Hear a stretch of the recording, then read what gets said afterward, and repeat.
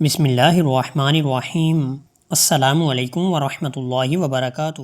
حضرت شیخ فرید الدین عطار کے مطابق لفظ سومناتھ دو الفاظ سوم اور ناتھ کا مرکب ہے۔ سوم مندر کا نام ہے اور ناتھ اس بت کا جو اس جگہ رکھا گیا تھا۔ ہندی زبان میں ناتھ کے معنی بزرگ یا بڑی ہستی کے ہیں۔ اس زمانے میں سومناتھ ایک بڑا شہر تھا اور یہ شہر بحیرہ عرب کے کنارے پر آباد تھا۔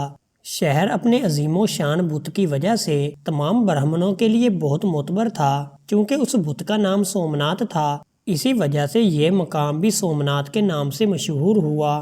سومناتھ مندر کی چھت 56 ستونوں پر کھڑی تھی اور اس کے درمیان میں سومناتھ کا بت پڑا تھا جس کی لمبائی 5 گز تھی۔ حبیب السیر نامی کتاب میں لکھا گیا ہے کہ ہندوستان کے تمام باشندے اس وقت سومناتھ کو تمام بتوں کا سردار مانتے تھے۔ جب کبھی سورج گرہن یا چاند گرہن ہوتا تو یہاں تقریباً 2,30,000 آدمی جمع ہوتے۔ ہندوستان کے راجا اس مندر کے اخراجات کے لیے گاؤں اور قصبے وقف کرتے رہتے۔ مندر میں ہر وقت 2,000 برہمن پوجا پاٹ کے لیے موجود ہوتے۔ پجاری روزانہ سومناتھ کے بت کو گنگا کے پانی سے نہلایا کرتے تھے۔ حالانکہ سومناتھ اور گنگا کا درمیانی فاصلہ 600 کوس کا تھا۔ مندر کے ایک کونے سے دوسرے کونے تک سونے کی زنجیر تھی جس کا وزن 200 من تھا۔ اس زنجیر میں چھوٹی چھوٹی گھنٹیاں لگی ہوئی تھیں۔ پوجا پاٹ کے وقت جب اس زنجیر کو ہلایا جاتا تو گھنٹیاں بجنے لگتیں اور پھر تمام پجاری پوجا کے لیے مندر میں داخل ہو جاتے۔ سومناتھ مندر میں 500 عورتیں اور 300 مرد ہوتے جو بھجن گاتے، نرت کرتے اور سازندے بجاتے تھے۔ پجاریوں کے سر اور داڑھیاں منڈوانے کے لیے ہر وقت 300 حجام موجود رہتے تھے۔ ہندوستان کے راجا اکثر اپنی بیٹیوں کو اس مندر کی خدمت کے لیے بھیجا کرتے جو پھر ہمیشہ اپنی ساری زندگی اس مندر پر ہی گزار دیتی۔ جب محمود غزنوی رحمۃ اللہ تعالی علیہ نے سومناتھ پر حملہ کیا تو سومناتھ شہر کے باسیوں نے محمود غزنوی کے پاس ایک وفد بھیجا کہ وہ شہر پر قبضہ کر لیں لیکن سومناتھ بت نہ توڑیں۔ محمود غزنوی رحمۃ اللہ تعالی علیہ کے وزراء نے بھی محمود کو ایسا کرنے سے روکنا چاہا، لیکن محمود غزنوی نے جواب دیا کہ کیا آپ چاہتے ہیں کہ دنیا محمود کو محمود بت فروش کے نام سے یاد رکھے؟ بلکہ یہ اچھا نہیں ہوگا کہ ہندوستان محمود کو محمود بت شکن کے نام سے ہمیشہ یاد رکھے۔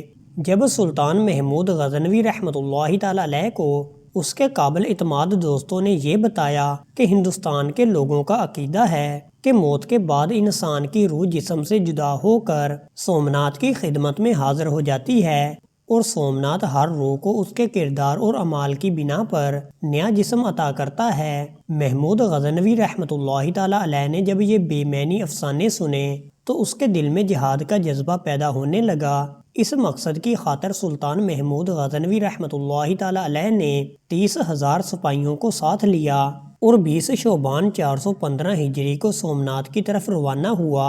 محمود غزنوی رحمۃ اللہ تعالی علیہ جب سومناتھ فتح کر کے مندر کے اندر داخل ہوا تو دیکھا مندر میں سومناتھ کا بت ہوا میں معلق ہے۔ یہی وہ خاص بات تھی کہ جو بھی اس بت کو ہوا میں معلق دیکھتا تو اس کی برتری تسلیم کر لیتا۔ یہ منظر دیکھ کر محمود غزنوی رحمۃ اللہ تعالی علیہ بھی حیرت زدہ ہو گیا۔